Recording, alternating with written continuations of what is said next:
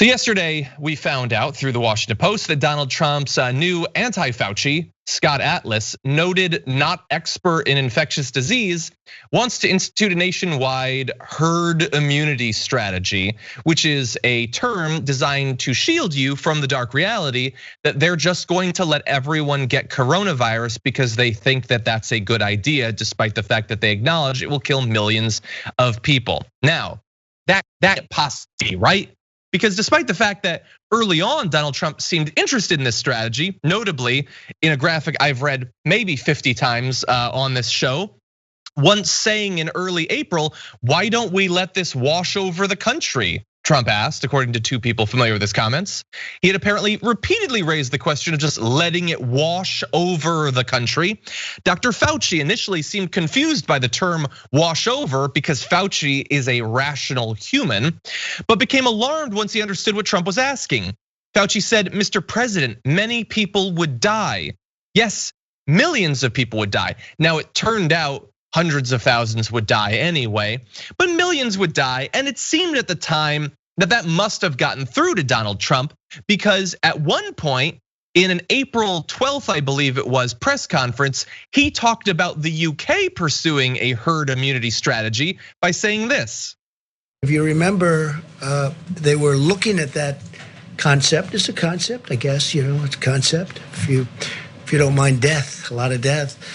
But in the UK, they were looking at the, and they have a name for it, but we won't even go by the name. But it would have been very catastrophic, I think, if that would have happened. So setting aside that Donald Trump will say, "I won't even name a thing," which is one of his defense mechanisms when the holes in his brain have facts fall into them. He just did a victory lap, a slam dunk on his strategy being better than the UK, because their strategy was so stupid that you'd only like it if you like death, a lot of death, perhaps millions of Americans. So he would never do that. But then we get the Washington Post story of the past few days, and we covered it and reminded people that this is madness. But you know what would be even more mad? For Donald Trump to come out basically the next day and just confirm it. So in one of the bits of video from the Laura Ingraham interview that I can't believe isn't headline news today, here is what he had to say about the vaccine. Are you worried that on the push for vaccines, these fast vaccines for COVID, you might be splitting a coalition of Americans, frankly, in both parties, who aren't comfortable with these vaccines? Well, once you get to a certain number, we use the word herd, right? Once you get to a certain number, it's going to go away. So, it doesn't have to be. But yeah, I mean, a lot of people are not going to want to do it. A lot of people don't want to do the flu. Should it be mandatory? I never had the flu, but I never had it. Okay, so again, leaving aside the insanity that Laura Ingraham is saying that once we have a safe vaccine, people would be totally justifiable in not taking it. Trump just casually slipped in, we say herd. Yeah, once enough people have it, we'll be fine. The herd thing. He's now just saying that that's what we're doing. And that is like the 30th most talked about part of that interview, that he just confirmed that they're following a strategy that analysts say that Trump has said in the past would kill more than 2 million Americans, even if it works. And there's very little information that would lead one to believe that it will actually work, since we have no idea if you can even develop immunity to coronavirus. He just slipped it in, Dan. He just said, "We're going herd." I love that. This is how we can easily tell this is how Trump's brain works, because herd immunity has been a term in science for a while, and has been a term in virology for a while. But he was explaining herd immunity and the concept of it. He clearly didn't get it. He was totally fine with the potential death that would take place if we had herd immunity with a particular coronavirus that we didn't fully understand. That's extremely contagious, and we're getting news sources coming out from across the world saying that people can catch it multiple times. Like they can have it within 2 or 3 month span. So herd immunity may not even be the name of the game here as far as having an actual strategy. Again, if we're gonna play the game of actually entertaining Trump's crazy ass statements as strategy. But the part where he said, once it reaches a certain number, it goes away.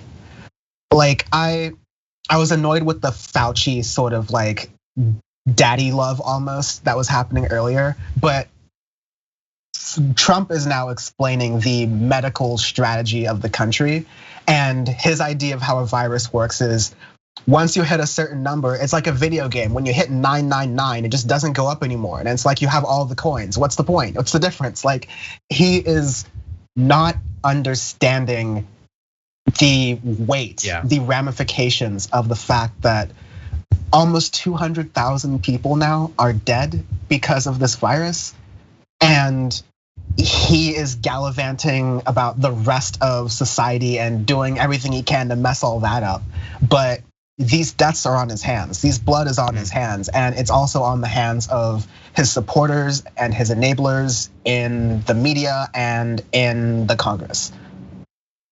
Yeah, 180,000 people. Like, if you had heard before coronavirus hit America, or at least before we knew that it hit America, because it was rampaging untested for some time, if you had heard that 18,000 people were gonna die, you would have justifiably lost it. Remember those initial estimates, like maybe it'll hit 65,000, and then it seemed to slow down early on, and they were like, well, no, it's clearly not gonna hit 80,000. Now we're at 180,000. And they are following a strategy that will kill millions of people in the end, theoretically. And he doesn't know anything. He doesn't know anything about vaccines or about herd immunity or how it works, its limitations, what we need to understand about antibodies and the other things that influence whether you actually develop an immunity to it. He has no idea, and he doesn't care. And honestly, like, we're doing this thing about the Washington Post story and like taking a look at what he says about it. But like, we don't need any of that. It has been clear that that's the strategy that they're following. At the very least, at the federal level, 4 months, they've been doing nothing. Now, that doesn't mean that states and cities aren't doing something. They are. We do have a federal system of government.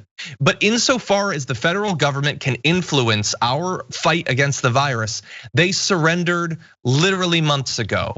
And to the extent that he can influence Republican governors and try to get them to do the wrong thing, he has clearly done that. Florida is far worse off than it would have been if you just didn't have Ron DeSantis, because Ron DeSantis, the guy that ran on campaign ads of teaching his kid to build the wall with blocks, is not going to tell Donald Trump to go F himself when he says don't take the virus seriously. And so many more people have died in Florida and beyond. It is only going to get worse. And honestly, this isn't one of those things where you could even say, well, just hope that the vote turns out right in November, because even then Donald Trump is gonna be president until January. So we have surrendered at the very least until January against this thing, and possibly longer. And if he does get a second term, we have no idea when the coronavirus is finally gonna be gone, what diseases might follow it. And if you believe that he's gonna take the next pandemic more seriously than he took this one, I don't know what world you've been living in.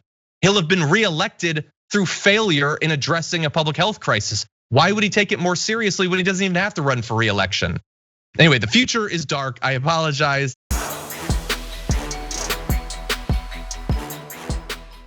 For more political news breakdowns, interviews, stories of activism, and me trying my hardest to care about the occasional big celebrity news story, subscribe to our YouTube channel at youtube.com/thedamagereport. And you can ring the bell wherever it is so you don't miss anything.